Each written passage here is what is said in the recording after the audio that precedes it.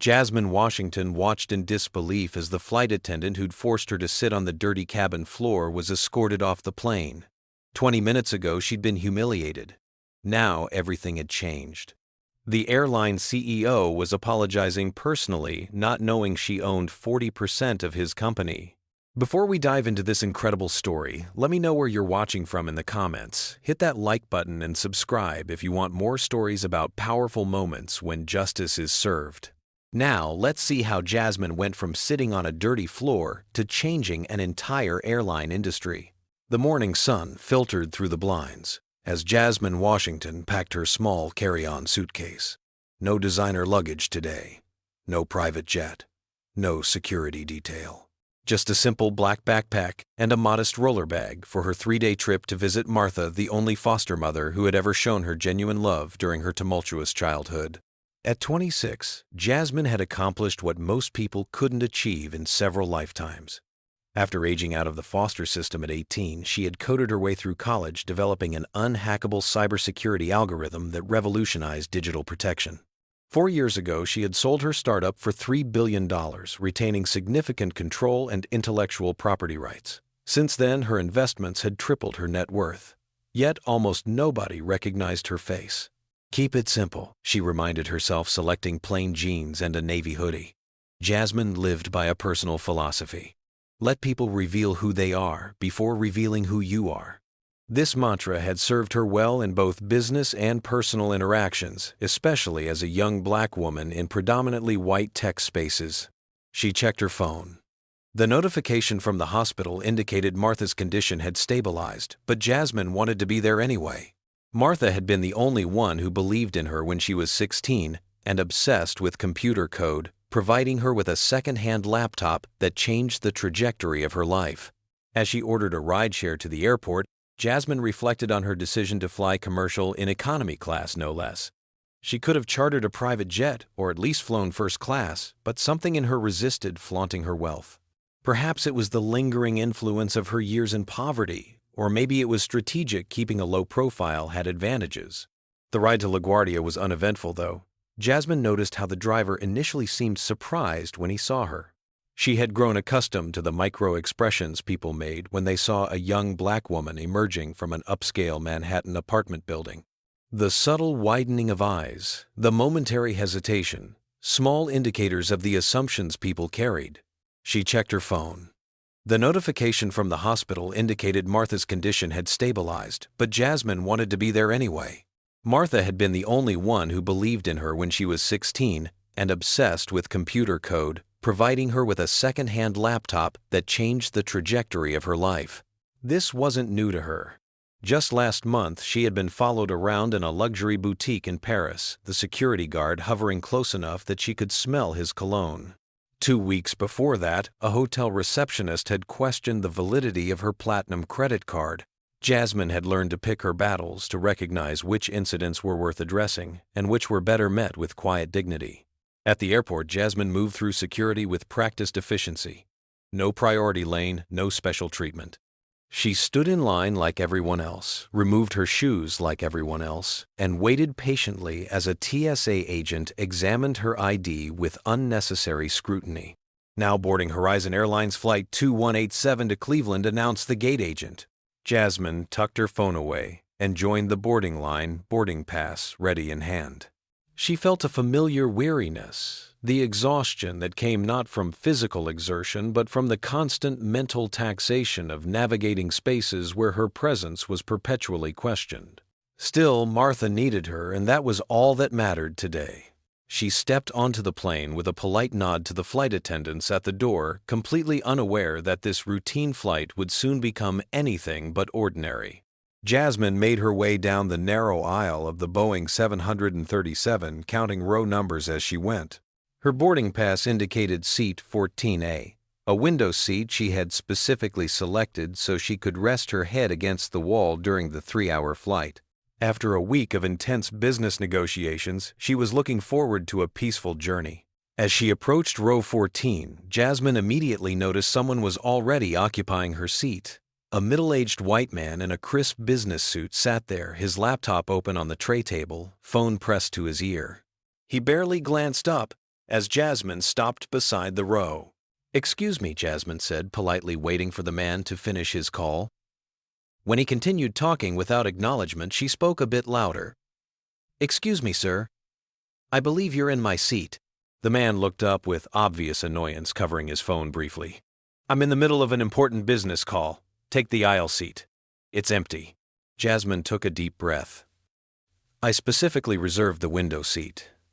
My boarding pass says 14A. The man sighed dramatically. "Look, I'm 6'2". I need the extra leg room by the window. The middle and aisle seats are both available. Just take one of those."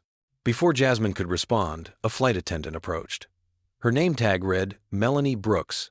She had blonde hair pulled back in a tight bun and wore the navy blue Horizon Airlines uniform with meticulous precision. "Is there a problem here?" Melanie asked, her eyes moving between the man and Jasmine. Jasmine held out her boarding pass. "Yes, I was assigned seat 14A, but this gentleman is sitting in it." Instead of checking her boarding pass, Melanie turned to the businessman. "Sir, is everything okay?" The man gestured dismissively. "I was just explaining to her that I need this seat because of my height. There are plenty of other seats available." To Jasmine's disbelief, Melanie nodded sympathetically at the man before turning to her. "Ma'am, would you mind taking another seat? This gentleman needs the extra space." "Actually, I would mind," Jasmine replied calmly. "I reserved this specific seat for a reason. Could you please check his boarding pass?" Melanie's expression hardened slightly. "Sir, may I see your boarding pass?" The businessman made a show of searching his pockets before producing his boarding pass, which he handed to Melanie. She glanced at it briefly. "Sir, you're actually assigned to 14C, the aisle seat," Melanie confirmed. Jasmine expected Melanie to ask the man to move, but instead the flight attendant turned back to her. "The aisle seat is actually more convenient for most passengers. Would you consider taking that instead? It would be a big help." By now, other passengers were starting to notice the interaction. A young woman in the row behind had taken out her phone and appeared to be recording. Jasmine noticed a few passengers exchanging glances, but no one intervened. "I'm sorry, but I specifically chose the window seat," Jasmine insisted, maintaining her composure. "I've had a long week and was hoping to rest against the window during the flight." Melanie's tone shifted from polite to stern. "Ma'am, we're trying to accommodate everyone as best we can. The boarding process needs to continue, and you're currently holding up other passengers." Jasmine looked behind her. There was no line of waiting passengers. Most were still settling into their seats. She turned back to Melanie. "I understand you have a job to do, but I paid for this specific seat. It's assigned to me. I'm not asking for special treatment. I'm asking for what I already paid for." The businessman sighed loudly and closed his laptop. "This is ridiculous. I'm trying to prepare for an important meeting." "If your meeting is so important," Jasmine replied evenly, "perhaps you should have selected the appropriate seat when booking your ticket." Melanie's expression darkened. "Ma'am, I'm going to have to ask you to lower your voice and take a seat immediately, or I'll need to call the captain." "Lower my voice," Jasmine repeated, genuinely confused. She had been speaking calmly throughout the entire exchange. "I haven't raised my voice. I'm simply asking to sit in the seat I paid for." "You're being disruptive," Melanie stated firmly. "If you continue to cause a disturbance, we will have no choice but to remove you from this flight." A flash of recognition crossed Jasmine's mind. This wasn't about the seat anymore, if it ever had been. This was about something else entirely. She had experienced this particular brand of prejudice before the immediate assumption that she was being aggressive or disruptive when she was simply standing her ground. More passengers were watching now. Some looked uncomfortable, others curious, but none spoke up. The businessman had begun gathering his things, apparently realizing he would need to move, but Melanie placed a hand on his shoulder. "Sir, please don't worry. You can stay where you are. We'll find another arrangement."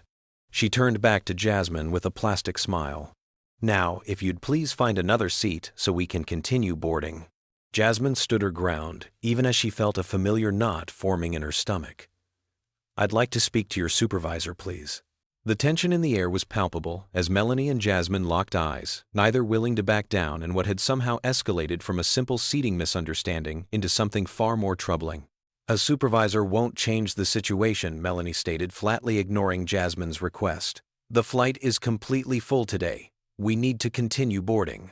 Jasmine glanced around the cabin, noticing at least 3 empty seats within her immediate view. The flight doesn't appear to be full, she pointed out. There are several empty seats. Melanie's lips tightened into a thin line. Those seats are reserved for priority customers. Now I need you to find an available seat or move to the gate area so we can continue boarding. Priority customers, Jasmine repeated. I wasn't aware Horizon Airlines had a priority seating system beyond the standard first class and economy sections. A male flight attendant named Derek passed by slowing as he noticed the confrontation. He opened his mouth as if to say something, but Melanie shot him a warning glance, and he continued down the aisle. Ma'am, you're holding up the entire flight, Melanie insisted, though the boarding process was continuing around them. I need you to make a decision right now. Before Jasmine could respond, the boarding door chimed and another passenger entered the plane, a middle-aged white woman wearing designer clothes and oversized sunglasses. Melanie immediately brightened. Mrs. Peterson, so lovely to see you again, she gushed, completely abandoning her conversation with Jasmine. Let me show you to your seat. Jasmine watched in disbelief as Melanie escorted Mrs. Peterson to one of the supposedly reserved seats she had just claimed were unavailable. The hypocrisy was so blatant that Jasmine almost laughed. When Melanie returned, her expression had hardened again. As I was saying, there are no available seats in your section. The flight is departing shortly, so you need to make a decision. My decision is to sit in the seat I paid for, Jasmine replied steadily. The businessman in 14A had remained silent during this exchange, seemingly absorbed in his phone, but clearly listening. Now he spoke up. This is absurd.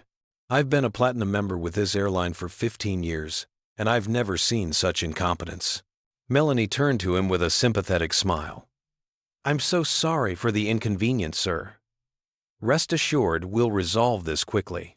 She turned back to Jasmine, her voice dropping to a near whisper. Listen carefully. You have 2 options at this point. You can either stand for the duration of this 3-hour flight, or you can sit on the floor in the bulkhead area. Those are your only choices if you want to remain on this aircraft. Jasmine blinked, certain she had misheard. Excuse me, you're suggesting I either stand for 3 hours or sit on the floor. Those are your options, Melanie confirmed, her voice cold. Unless you'd prefer to be escorted off the plane. Jasmine thought of Martha lying in her hospital bed waiting for her visit. She thought of the next available flight, which wouldn't depart until tomorrow morning. She thought of the absurdity of the situation, being told to sit on the floor of an airplane like a child or a pet. Other flight attendants had noticed the confrontation by now, but none intervened. Derek, the male attendant from earlier, watched from the galley with a troubled expression, but he remained silent. A passenger across the aisle, a young white woman, cleared her throat.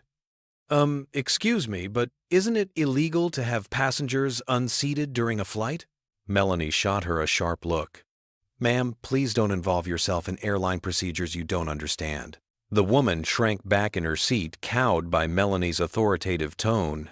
Jasmine realized she had reached a crossroads. She could escalate the situation further, potentially missing her chance to visit Martha, or she could swallow her pride and dignity for the next 3 hours. With a sinking feeling, she recognized that this was a calculation she'd had to make countless times before weighing her self-respect against her practical needs in a world that sometimes seemed determined to deny her both. I need to get to Cleveland today, Jasmine said finally, so I'll sit on the floor for now. But I want your full name and employee ID number. Something like triumph flashed across Melanie's face before she composed herself. Of course. My name is Melanie Brooks. My employee number is available through customer service if you wish to file a complaint. Jasmine moved to the bulkhead area and lowered herself to the floor, acutely aware of the eyes watching her. The businessman who had taken her seat didn't even have the decency to look ashamed. In fact, he stretched out more comfortably in the window seat, her window seat, and returned to his laptop. The boarding process completed, and the pre-flight announcements began. Jasmine sat cross-legged on the dirty floor, her back against the wall, feeling a complex mix of emotions, humiliation, anger, resignation, and a deep, weary familiarity with this particular brand of indignity. As the plane began to taxi, Melanie passed by and stepped deliberately around Jasmine. Please ensure you're not blocking the aisle during takeoff, she commented loudly enough for nearby passengers to hear. Jasmine said nothing, but she took out her phone and began quietly documenting the incident, typing notes about exactly what had transpired. If nothing else, she would ensure this was properly recorded. She had learned long ago that documentation was often the only recourse available when facing discrimination. What Jasmine didn't know was that the situation was about to take a dramatic turn. As the plane accelerated down the runway and lifted into the air, the power dynamic aboard Horizon Airlines Flight 2187 was already shifting in ways that neither she nor Melanie could possibly anticipate.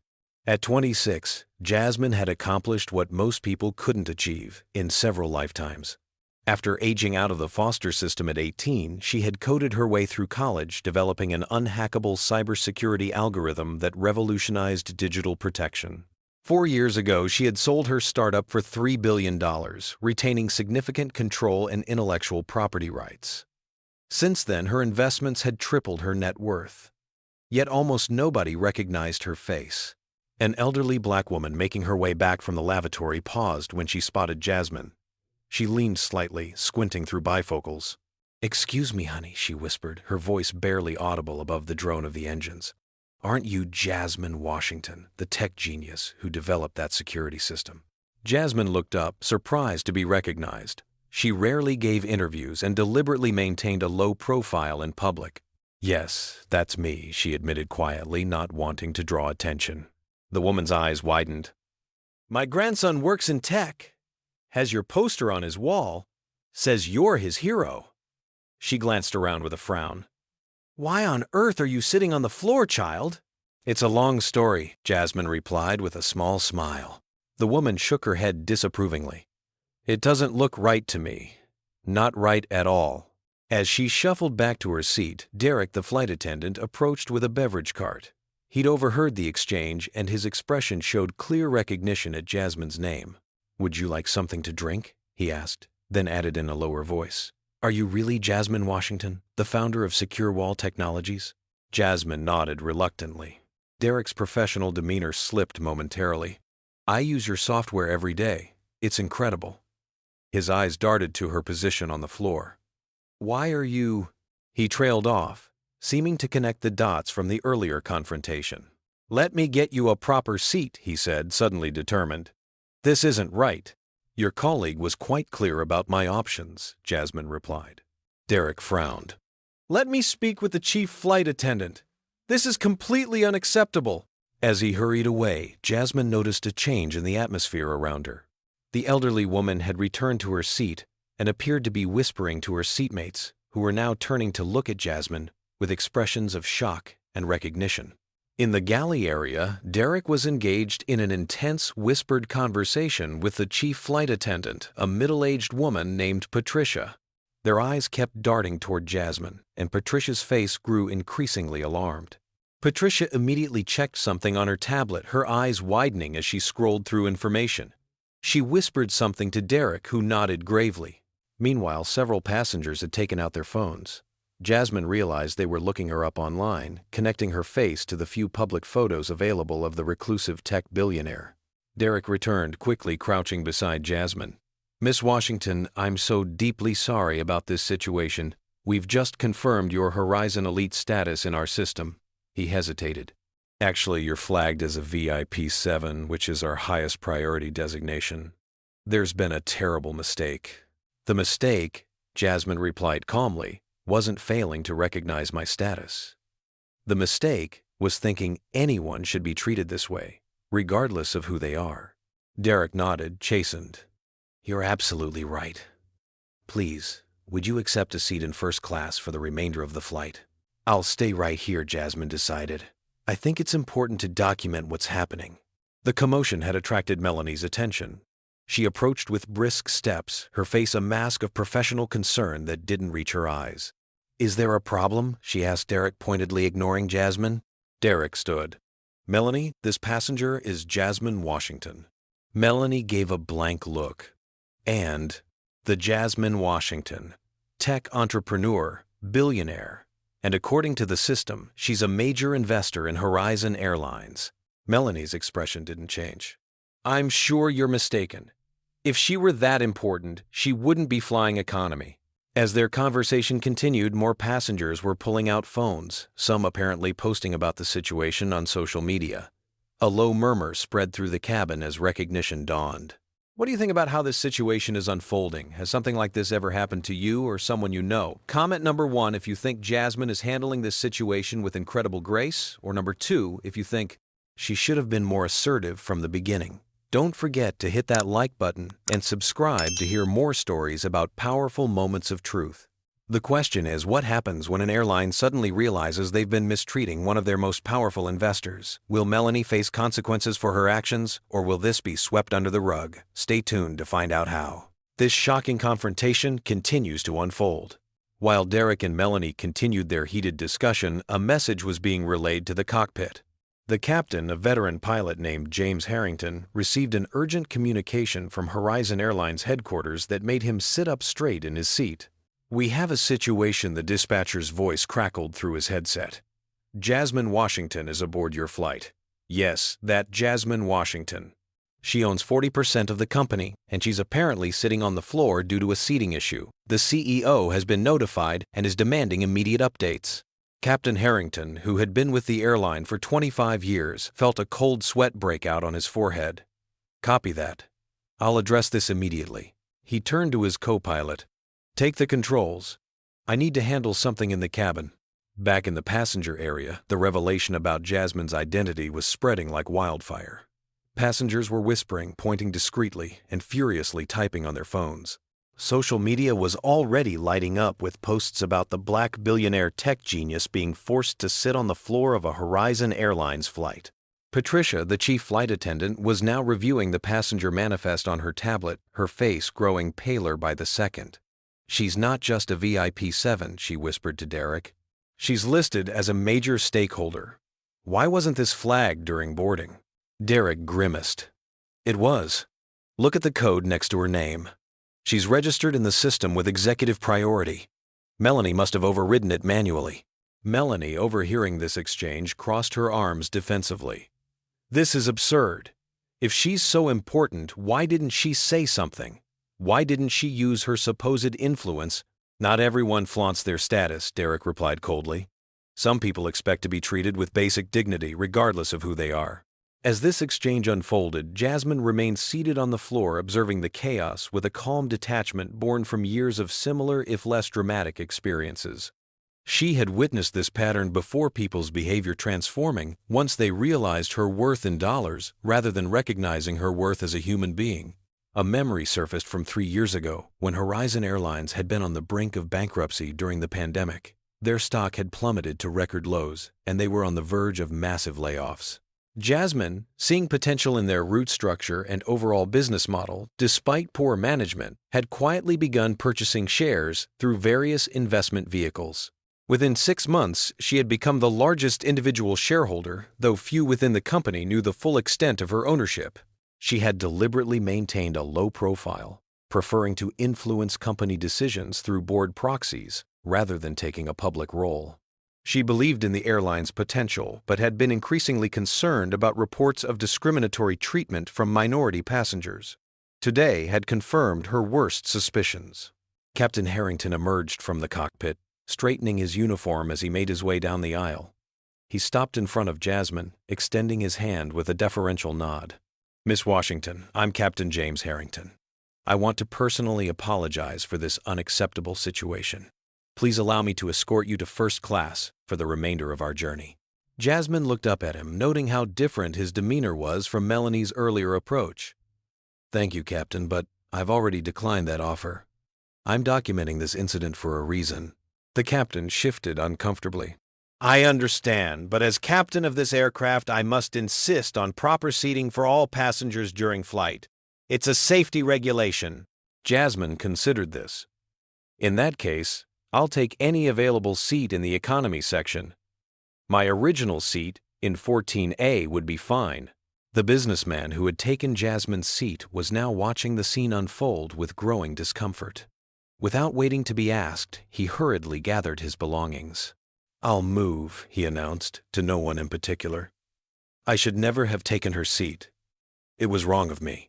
Melanie, seeing her carefully constructed reality crumbling around her, attempted to regain control of the situation. "Captain, I was simply following protocol for disruptive passengers." Captain Harrington turned to her with a stern expression. We'll discuss this later, Miss Brooks.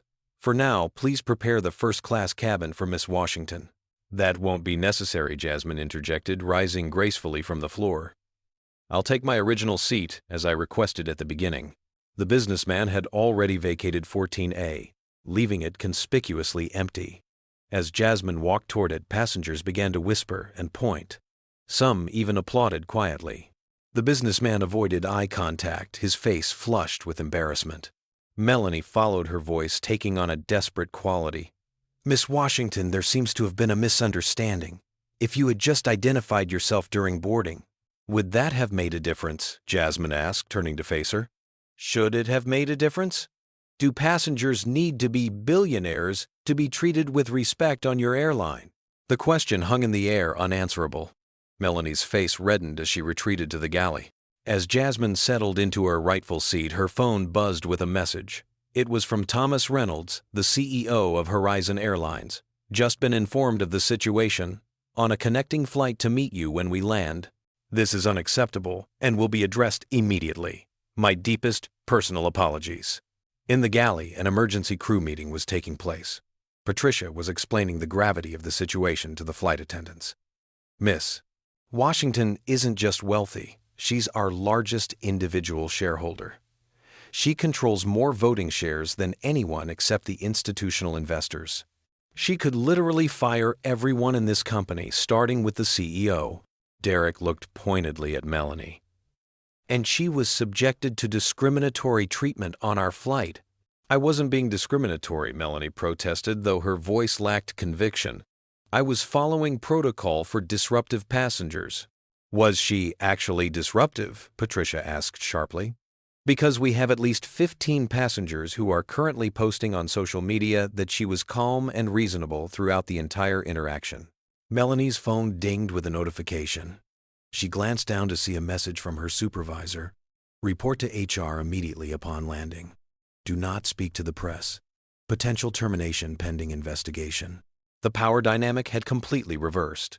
The flight attendant who had wielded her authority so confidently just an hour ago now found herself facing the consequences of her actions. And the passenger she had humiliated was revealed to be one of the most powerful people in the company's hierarchy. As news of the situation spread throughout the cabin, passengers began to look at Jasmine with new eyes, some with admiration, others with calculation, but all with the recognition that appearances could be deceiving and that power didn't always announce itself with obvious trappings. In seat 14, a Jasmine gazed out the window at the clouds below, thinking about the patterns of behavior she had observed throughout her life and career. Today was simply a more dramatic version of what she had experienced countless times before. The only difference was that this time, her position would allow her to do something about it, not just for herself, but for everyone who had ever been deemed unworthy of basic respect based on appearances alone. 30 minutes later, the seatbelt sign illuminated with a soft ding. Captain Harrington's voice came through the overhead speakers. Ladies and gentlemen, we're experiencing some turbulence ahead. Please return to your seats and fasten your seatbelts until the sign is turned off. The timing couldn't have been worse for Jasmine, who had just gotten up to use the lavatory. As she made her way back down the aisle, the plane jolted violently, causing her to grab the nearest headrest for stability. Melanie, who had been avoiding Jasmine since the revelation of her identity, now approached with visible reluctance. You need to take your seat immediately, she instructed, her voice lacking the authoritative tone she had used earlier. I'm trying to, Jasmine replied calmly, steadying herself as another bout of turbulence shook the aircraft. There's an empty seat in row 20, Melanie said, gesturing toward the back of the plane. Please sit there until the turbulence passes. Jasmine noticed that the seat Melanie was indicating was directly next to the lavatory, arguably the least desirable location on the entire aircraft. Even now, Melanie seemed determined to assign her the worst possible accommodation. My seat is in row 14, Jasmine reminded her. I'll return there. Before Melanie could respond, Derek appeared. Miss Washington, let me escort you back to your seat. He shot Melanie a warning glance before gently guiding Jasmine past her. As Jasmine settled back into 14A, she noticed the businessman who had originally taken her seat was now sitting in 20B, right next to the lavatory where Melanie had tried to place her. Poetic justice, perhaps. The turbulence intensified, and the cabin crew took their jump seats for safety. For a few minutes, the power dynamics and social tensions were temporarily overshadowed by the physical experience of the aircraft bucking and dropping through rough air. When the turbulence finally subsided and the seatbelt sign turned off, a distinguished-looking man in a tailored suit approached Jasmine's row. He stopped beside her seat and cleared his throat. "Excuse me," he said. "You're Jasmine Washington, aren't you? I recognized you from the cover of Tech Innovator magazine last year." Jasmine looked up, offering a polite smile. "Yes, that's me." The man extended his hand. "Richard Blackwell, CEO of Nexus Systems. I've been hoping to meet you for ages. Your work on quantum encryption is revolutionary." As they shook hands, Melanie appeared as if from nowhere, inserting herself into the conversation. "Sir, I need to ask you to return to your seat. We're still experiencing intermittent turbulence." Richard raised an eyebrow. "The seatbelt sign is off." "It's a safety precaution," Melanie insisted. She turned to Jasmine with a forced smile. "Miss Washington, can I get you anything? A drink, perhaps? Some snacks?" The abrupt change in Melanie's demeanor from hostile enforcer to fawning server was so transparent that Jasmine almost laughed. "No, thank you," she replied. "I'm having a conversation with Mr. Blackwell. Company policy requires passengers to remain seated, except when necessary." Melanie persisted, addressing Richard, while pointedly ignoring Jasmine's response. Richard frowned. "I've been flying Horizon for 20 years, and that's never been a policy." "It's a recent change," Melanie improvised, her voice taking on a condescending tone. "For the safety of all passengers." Richard's frown deepened. "Are you aware who you're speaking to? This is Jasmine Washington. She literally owns a significant portion of your airline." Melanie's face flushed. "I'm well aware of who she is now, sir." "Now," Richard repeated. "You mean you weren't aware when you forced her to sit on the floor? That's what I'm hearing from other passengers." The confrontation was drawing attention from nearby rows. Passengers were turning in their seats, many recording the interaction on their phones. Melanie's professional mask slipped. "Sir, you don't understand the situation. She was being disruptive during boarding, refusing to take an alternative seat." "I refused to give up the seat I had paid for," Jasmine corrected calmly. "The seat that was assigned to me." A passenger from across the aisle joined in. "I saw the whole thing." She was perfectly polite. "You're the one who escalated the situation." Another voice chimed in from 2 rows back. "Yeah, I recorded part of it." She never raised her voice once. Melanie looked around, suddenly aware that the entire cabin seemed to have turned against her. Her authority, so absolute just hours earlier, had completely evaporated. In a last desperate attempt to salvage her position, she turned to Jasmine. "Miss Washington, I apologize if there was a misunderstanding.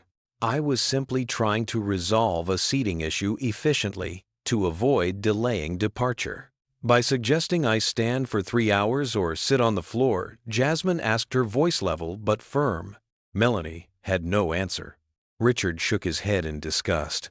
"I've never witnessed such unprofessional behavior from a flight attendant. Rest assured, I'll be contacting Horizon customer service as soon as we land." "That won't be necessary," Jasmine replied. "I believe the situation will be addressed appropriately." As if on cue, Patricia approached. "Miss Brooks, you're needed in the galley immediately."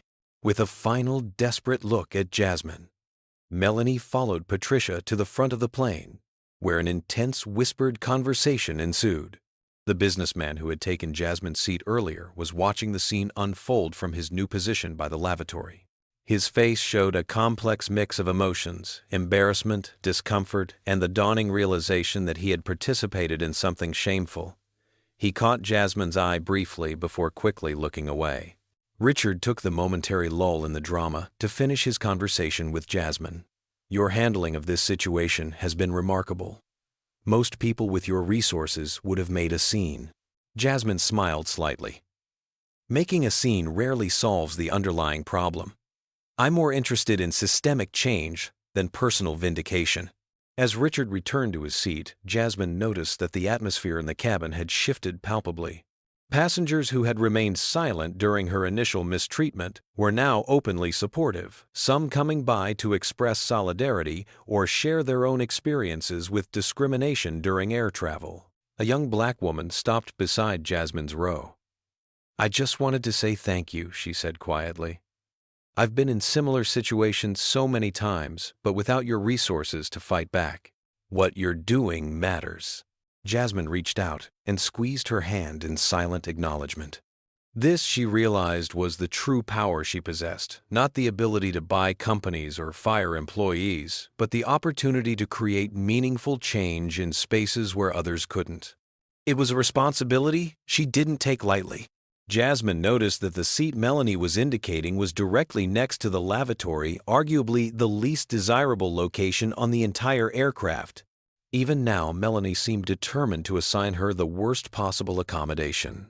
Somewhere over Pennsylvania, the balance of power on Horizon Airlines Flight 2187 had shifted irrevocably, and Melanie Brooks was beginning to understand just how significant the consequences would be.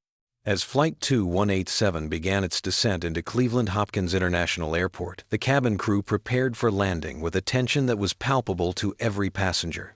Melanie had been conspicuously absent from the main cabin for the remainder of the flight, with Derek and other attendants handling all passenger services. From her window seat, Jasmine observed the landscape below, transforming from patchwork farmland to suburban developments. She had used the remaining flight time productively drafting notes for what would become a comprehensive anti-discrimination initiative for Horizon Airlines. This incident, though personally unpleasant, had provided her with valuable first-hand insight into problems she had only heard about secondhand until now. Captain Harrington's voice came over the intercom. "Ladies and gentlemen, we've begun our final approach to Cleveland. Local time is 2:15 p.m. with clear skies and a temperature of 72 degrees. We should be at the gate in approximately 20 minutes. On behalf of Horizon Airlines, I want to thank you for flying with us today." By suggesting I stand for 3 hours or sit on the floor, Jasmine asked her, voice level but firm. As the plane touched down with a slight jolt and taxied toward the terminal, passengers began gathering their belongings. The usual rush to stand and retrieve items from overhead bins was tempered by an unusual atmosphere. Many passengers seemed to be waiting, watching to see what would happen next in the unfolding drama. When the aircraft finally reached the gate, and the seatbelt sign turned off, Captain Harrington emerged from the cockpit and approached Jasmine's row. "Miss Washington," he said, loud enough for nearby passengers to hear, "the CEO of Horizon Airlines, Mr. Thomas Reynolds, is waiting for you at the gate. He's asked to speak with you personally." Whispers rippled through the cabin. This was unprecedented, an airline CEO personally meeting a passenger at the gate. "Thank you, Captain," Jasmine replied. "I'll be happy to speak with him." As passengers began to disembark, Jasmine remained seated, allowing others to exit first. She noticed many giving Melanie cold stares as they passed the galley where she stood, head down, avoiding eye contact with everyone. When the majority of passengers had deplaned, Jasmine collected her backpack and made her way to the front. Melanie was nowhere to be seen, but Derek stood near the exit door. "Miss Washington," he said quietly, "I want to personally apologize for not intervening earlier. I should have done something." Jasmine regarded him thoughtfully. Being a bystander is comfortable until you realize your enabling behavior you don't agree with. Today was a learning opportunity for many people, myself included. Derek nodded, chastened but grateful for her understanding. As Jasmine stepped into the jetway, she immediately spotted a small group waiting at the gate. At the center stood a tall man in a charcoal suit, Thomas Reynolds, the CEO she had previously only interacted with via conference calls and board meetings. Beside him were two people who appeared to be airline executives, and a woman Jasmine recognized as the head of public relations for Horizon. Reynolds stepped forward as soon as he saw her hand extended. "Miss Washington, I cannot begin to express how deeply sorry we are for what happened today." His face was drawn with genuine concern, or perhaps fear. "This is completely unacceptable and does not reflect the values of Horizon Airlines." Jasmine shook his hand firmly. "Mr. Reynolds, I appreciate your prompt response to this situation. The flight attendant involved has been suspended pending a full investigation," he continued hastily. "I can assure you she will face appropriate consequences." As if on cue, Melanie appeared in the jetway behind Jasmine, escorted by an airline official. Her face was pale, her composure finally broken. When she saw the CEO and executives waiting, she seemed to physically shrink. The official directed Melanie toward a side door away from the main terminal where passengers were gathering, many still watching the unfolding scene with interest. Some had their phones out, undoubtedly recording for social media. Miss Brooks Reynolds called, his voice carrying in the terminal. "You'll report to Human Resources immediately. Do not speak to anyone, especially not the press." Melanie nodded numbly before being led away, the reality of her situation finally sinking in. Reynolds turned back to Jasmine. "We've arranged a private lounge for us to discuss this matter further if you're willing. I'd like to personally hear your account of what happened." Jasmine glanced around the terminal, noting the growing crowd of onlookers. Some passengers from the flight were sharing their stories with others, gesturing animatedly as they described what they had witnessed. "I appreciate the offer," she replied, "but I need to get to the hospital to visit someone important to me. That was the purpose of my trip." Reynolds looked momentarily taken aback, perhaps unaccustomed to having his invitations declined. "Of course, we can provide a car service to take you wherever you need to go." Reynolds turned back to Jasmine. "We've arranged a private lounge for us to discuss this matter further if you're willing. I'd like to personally hear your account of what happened." The subtle shift in her tone from passenger seeking resolution to major shareholder asserting authority was not lost on Reynolds. "Absolutely. My schedule is entirely open to you." As Jasmine prepared to leave, a journalist who had somehow gotten wind of the situation approached. "Miss Washington, can you comment on what happened aboard Flight 2187 today?" More reporters were appearing, now drawn by the unusual sight of an airline CEO personally meeting a passenger at the gate. Reynolds stepped forward protectively.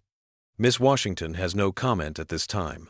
Horizon Airlines is investigating an internal matter, and we will issue a statement when appropriate." Jasmine placed a gentle hand on Reynolds' arm, moving him aside. "Actually, I do have a brief comment." The journalist leaned forward eagerly, recording devices extended. "What happened today wasn't just about me," Jasmine stated clearly.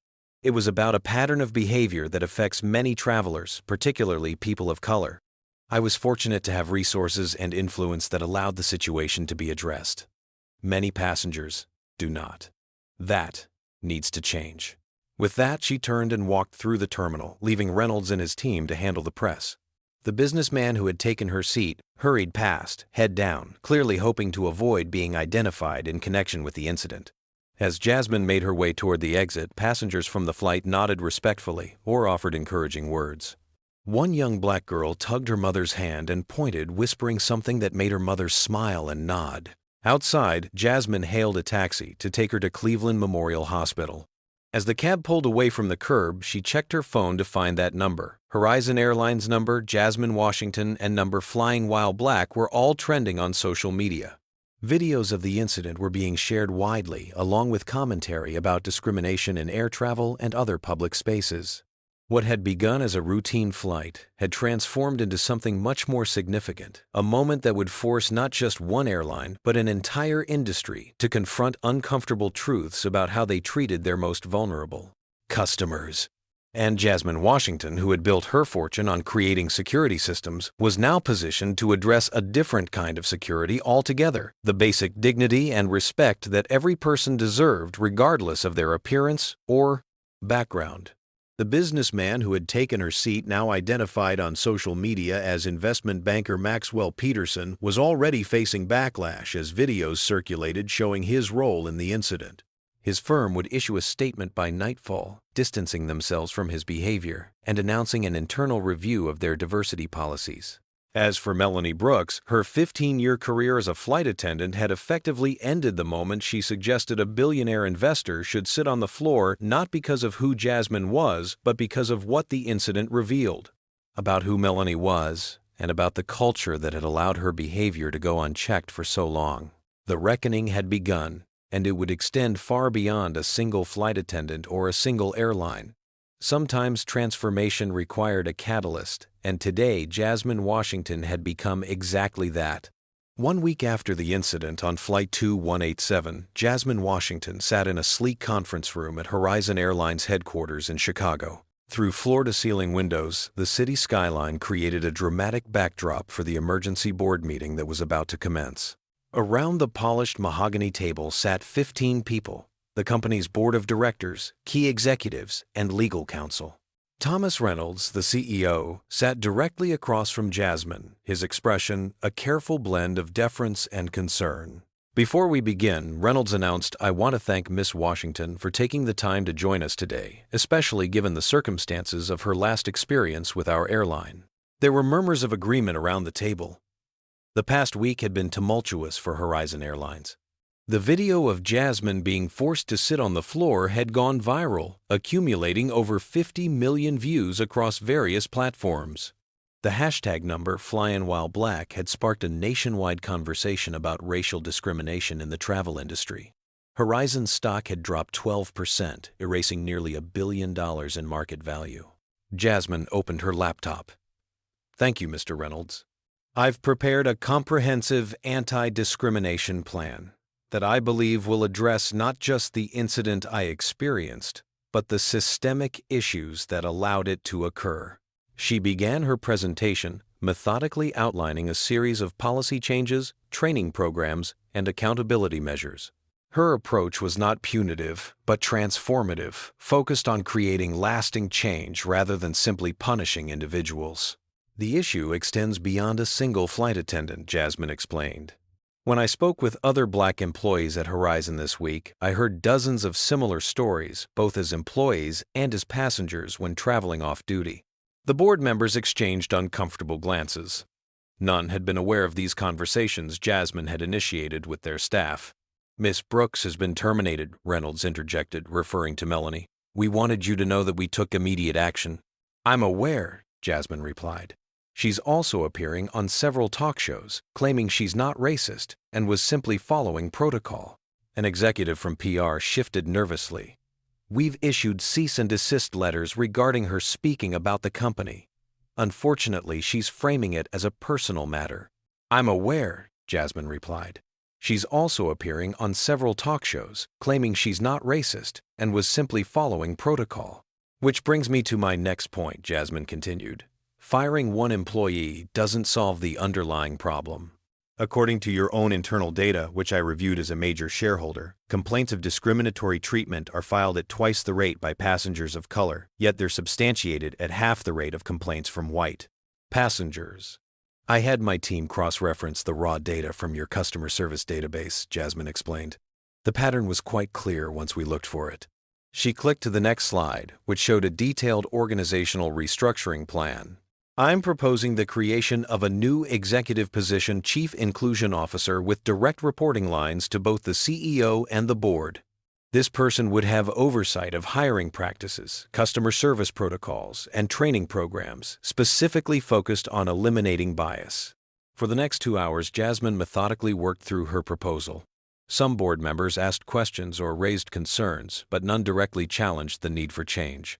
The financial impact of the viral incident had made even the most reluctant executives receptive to reform. Finally, Jasmine said, displaying the last slide, "I'm establishing a foundation focused specifically on addressing discrimination in transportation. I'll be funding it personally, but I would like Horizon Airlines to be the first corporate partner." Reynolds leaned forward. "What exactly would that partnership entail?" "Financial contribution, certainly, but more importantly, a commitment to implement the changes we've discussed and to share data transparently so we can measure progress." A heavy silence fell over the room as the board members contemplated the comprehensive nature of what Jasmine was proposing. It wasn't merely damage control, it was a fundamental reimagining of how the airline operated. "I think I speak for everyone," Reynolds finally said, "when I say we're committed to making these changes. The events of last week were a wake-up call for Horizon Airlines." Jasmine closed her laptop. "I'm glad to hear that. Because while I have the financial leverage to force these changes as a major shareholder, I'd much prefer to have your genuine commitment to doing what's right." The implicit threat wasn't lost on anyone in the room. With her 40% ownership stake, Jasmine had the power to replace board members and executives if necessary. After the meeting concluded, Jasmine remained in the conference room reviewing notes with her legal team. A knock on the door interrupted them. Derek Robinson, the flight attendant who had eventually recognized Jasmine on the plane, entered hesitantly. He looked different in street clothes, younger, less formal. "Miss Washington, they told me you wanted to see me." Jasmine smiled, dismissing her lawyers with a nod. "Derek, thank you for coming. Please have a seat." He sat across from her, clearly nervous. "I want to apologize again for what happened on that flight. I should have done more sooner." That's actually why I wanted to talk to you, Jasmine said. In a cabin full of people who saw what was happening, you were the only crew member who eventually tried to help. That counts for something. Derek nodded cautiously. I've been thinking about it constantly, about how easy it is to just follow along even when you know something isn't right. The airline is creating a new position, Jasmine told him, a diversity and inclusion officer who will report directly to the executive team. Your name came up during my conversations with staff. Many people spoke highly of your character. Derek's eyes widened. Are you offering me a job?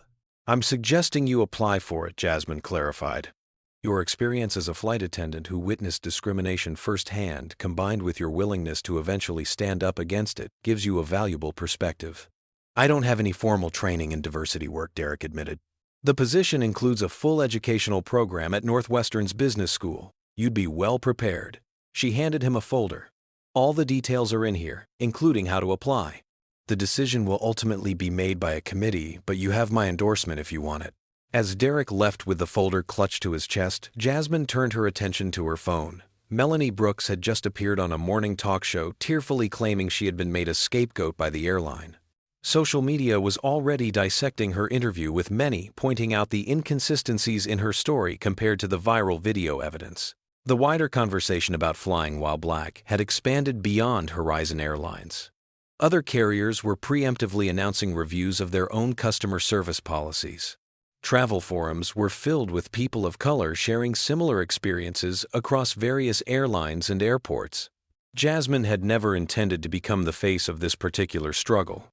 She had built her career in technology, deliberately maintaining a low public profile. But she recognized that her unique position as both a victim of discrimination and a person with the power to demand accountability created an opportunity to effect change that few others could. Later that afternoon, Jasmine met privately with a group of Black Horizon employees who had reached out following the incident. They shared stories of being passed over for promotions, subjected to extra scrutiny, and dealing with coded language from supervisors and passengers alike. The company is listening now, one flight attendant said. For the first time in my 15 years here, they're actually listening to us. They're listening because they have to, Jasmine replied candidly. The question is whether the changes will be superficial or substantial.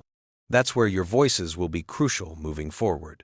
As she left Horizon headquarters, Jasmine noticed a young black girl watching her from across the lobby.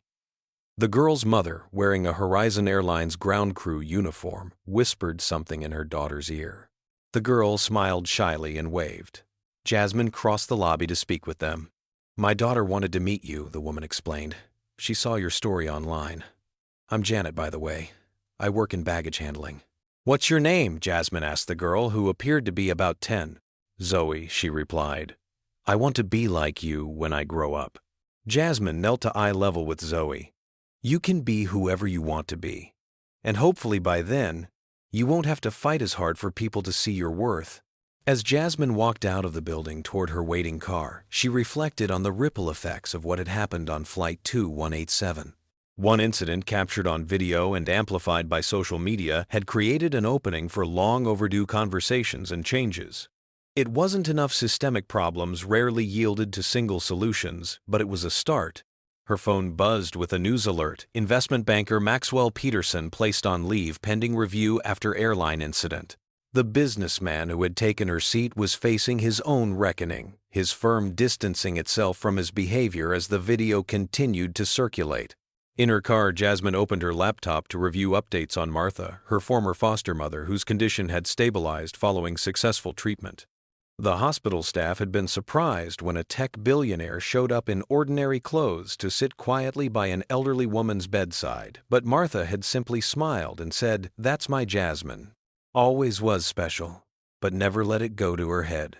Those words echoed in Jasmine's mind as she considered the weeks ahead. The incident aboard Flight 2187 had thrust her into a public role she hadn't sought, but perhaps it was time to use her visibility more deliberately. Not just her wealth or her shares in companies, but her voice and her story.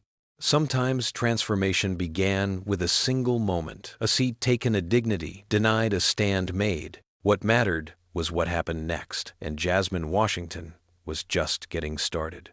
3 months after the incident on Flight 2187, Jasmine Washington stood at a podium in Horizon Airlines Training Center addressing the first graduating class of flight attendants and gate agents to complete the company's new Inclusive Customer Experience program.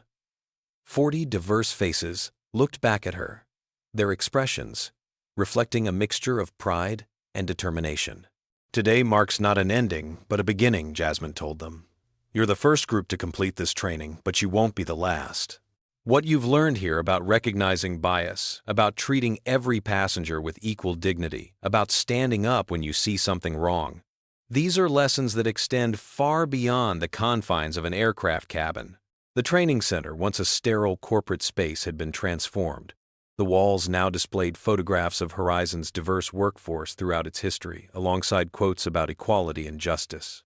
It was a small but symbolic change that reflected larger transformations within the company.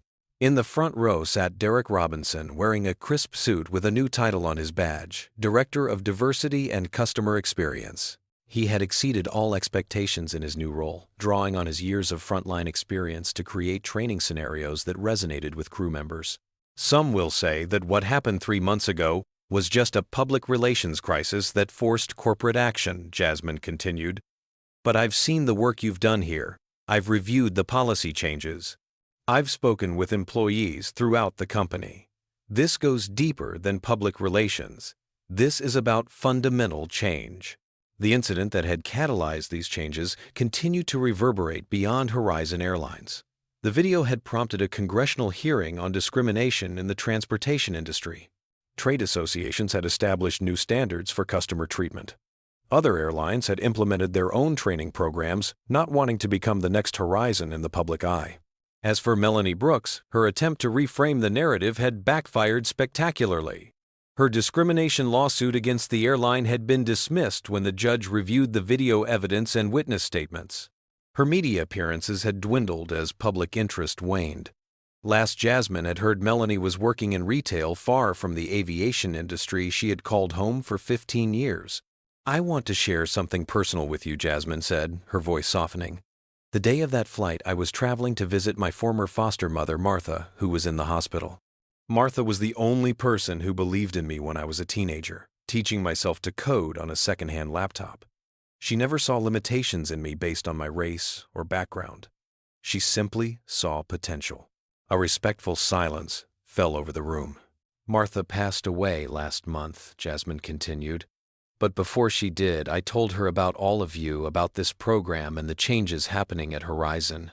She smiled and said, 'Sometimes humiliation can lead to transformation if you're brave enough to demand it.'" After her speech, Jasmine mingled with the graduates, listening to their stories and experiences. One flight attendant, a young black woman named Tiana, approached her hesitantly. "Miss Washington, I just wanted to thank you personally," she said. "Before this program, I felt isolated when I experienced or witnessed discrimination.